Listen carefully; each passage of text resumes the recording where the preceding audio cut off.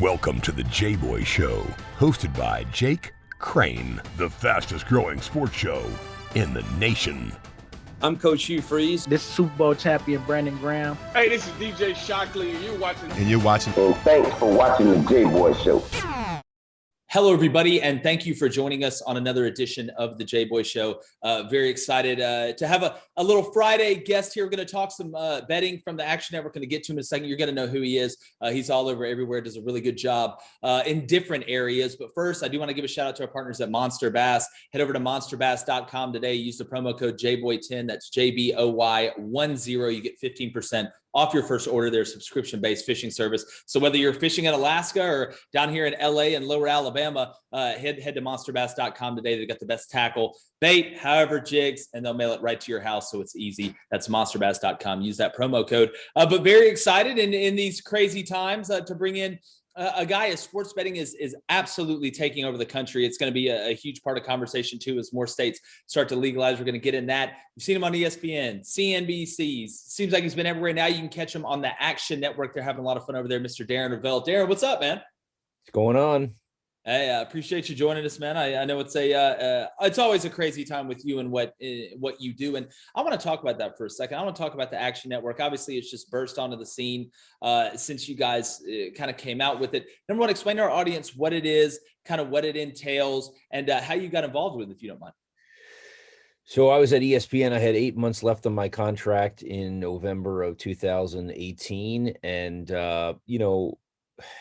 when sports betting became legalized in May of 2018, when the Supreme Court kind of changed the rules that allowed states to make their own decision as far as legalization goes, I noticed that as a sports business reporter over the years, I had gone from 30 stories to 50 stories to 75 stories on sports betting. And, I thought to myself, this is where all the money is going to be. There's going to be plenty of people who will be covering it from a gambling standpoint, what picks they like, where they are, but as how many people are going to be covering it from a business standpoint. And I figured not much. And I had a 2-decade history of covering the business of sports. And I was looking for a place that was not a tout service, not something that would have credibility in gambling. And I found the Action Network, which is, we're basically like a Bloomberg news service for sports betting, where we take 25 years of data, and anytime any picks are mentioned, our analysts have to, back it up with data. Allows people to track their bets, see their bets live, how their bets are doing, what their wallet looks like. Look at percentages of how other people are betting from an aggregation of a ton of sports books. So it's really like, if you are a bettor who says, no, I'm just going to bet with my heart, I'm going to bet with my gut, well, we're not for you. But if you want any piece of information when you're betting, the Action Network's the place. And I've been proud to be there for the last, 2.5 years. Definitely. I mean, you guys are like an almanac, and you do a really good job. And I love the app as well. It's really easy to navigate, especially for a guy like me when I'm looking, if I have the over under or the spread, I'm able to track it as it goes. That's a big deal. And Darren, you talk about the behind the scenes, the business aspect of this, and we all look to see what states pass what when, and parts of the country move at different paces. But do you think we're entering a time, and if you look at the momentum, it seems to be heading that way, where sports gambling is going to be legal basically within the United States sooner than later? Everywhere but Utah and Alaska, I think. So right now we're at, I think, 25 that have legalized, maybe 21 that are operational. Mm-hmm. I think COVID certainly pushed New York into mobile betting. The difference between a state that has mobile betting, fully mobile betting with mobile registration, not in-person registration, is night and day. You just look at the state I'm in, which is New Jersey. I mean, when I happen to make this shift, I happen to live in the state that has turned into the new Vegas, in New Jersey, where it's a complete open system, where there's 27 sports books that are mobile that you can have on your phone, that you can shift and look and see if you're live betting or whatever, who has the best odds. So I think COVID pushed some states to realize they need to generate more revenue, and the revenue that's come out of nowhere is marijuana and sports betting. Yeah. And so I think we'll be at 32 states legalized, maybe 30 by the end of the year, with 25 operational. And by the end of next year, I think we're going to be approaching 35, 40 states. And then Wow. I think it's going to depend on, Native American tribes were a huge part of the impediment, but it seems like Florida is going to get over that. It seems like California might get over that. So, these sovereign tribe agreements have been kind of the big stop. So can Oklahoma get over that? And some of the other bigs, can Wisconsin get over that? And I think everyone's incentivized to do it. Yeah, and again, you talk about the dollar signs, and it's true. I mean, it does create a hell of a lot of revenue. And something, Darren, I've noticed a lot of my friends have actually trended more toward not betting the spread before the game. They love live betting, and that's something I've noticed kind of throughout a lot of circles that I'm in. Is nowadays when somebody's watching the game, they're not just watching the game; they're looking to making sure their fantasy's good or that their bets look good on other games. I mean, you have people that just live bet. Do you see live betting becoming really the most popular thing, as opposed to, I guess you call it pre-game betting? Is that a trend that you're seeing? Yeah, absolutely. Like right now, I would say about 35% of bets by Americans right now are live. Really? That's a lot higher than I thought. If you look at Europe, it's about 80%. So I think it's definitely going to move in that direction. I think people like the idea of guessing the flow and the momentum. And I think if you look at how people have bet with memorabilia and bet with crypto, there's a lot of people who feel a whole lot better with trying to make money off momentum, and rather than betting kind of the day before or the minute before something starts. It's not easy though. I mean, the algorithms are tight. Yeah. And sometimes you just have to stop. I mean, that's the other thing. It's like, there was I think it was a San Jose State Hawaii game last year where I bet, I see the number before and I'm like, 88, God, can they put up 88 points? And I'm thinking to myself, not unless there's not a punt here. And there wasn't a punt. And I just it was the only game last year where there wasn't a punt. And it's at 90, it's at 92. And you're just like, you're trying, and that's where gambling gets dangerous, because if it's always available, when do you stop? When do you stop? And, so I think live betting is definitely going to become more of a trend. I would say for people live betting, my piece of advice for football, for example, is come up with your own rule as to like when you decide to live bet. Like, just come up with your own rules. One of my rules is I make decisions at the opponent 32 to 35 yard line. So at that point, I'm going to make a guess, because you have to be making guesses on whether there's going to be a pass, a run, or a successful pass, a successful run, or a penalty, right? Because if there's a run, you're likely in field goal range. If there's a pass, you're likely, more likely to score a touchdown. If there's a penalty, maybe you're back at the 40-yard line and you might not score at all. So that's kind of where I make guesses every time it hits that part of the field. Yeah. So I like when people come up with rules and aren't just willy-nilly about it. Yeah, and you have your own threshold, and I think it falls into the thing. We always say it's nice to see. It would always have been great to be able to see the game and then make the bet, and that's what live allows you to do. But we all know that they're not just giving away free money. And I think it's funny you talk about the San Jose State game, and you're saying, all right, 88 points. Are they going to get that? They end up not getting that. To me, it's almost scarier if you're hot early live betting and you're up, 20, 40, 60 bucks. And then all of a sudden it evens out, kind of like in blackjack. If you start out hot, it's amazing. Yeah. I mean, listen, you have to understand patterns. Like, I've gotten better at understanding the math in a basketball game as to why it seems like the value is going to be on the over all the time. It's how all their algorithms work. So live, it trends a little bit to the over, which I always think there's value in the under, just because people don't want to be bored. Well, I want to win money, so I usually bet the under more than the over. Yeah. Yeah, it's funny. People always say it's no fun betting the under, but again, if you're winning money, it's always fun. And whatever, Exactly. I would much rather put money in my pocket than be entertained, because that happens to entertain me. Correct. When that happens. And 1 second, I do want to shout out to our audience. First off, I want to say thank you. We're growing at an incredible rate. All that is because of y'all. Obviously, we haven't done a ton of marketing outside of social media, so it's been a lot of word of mouth. Please keep telling your friends about us, and make sure you're subscribed, whether it's YouTube, whether it's Apple Podcasts, whether it's Spotify. Make sure you hit that subscribe button. We have a ton of unbelievable content coming. SEC coaches.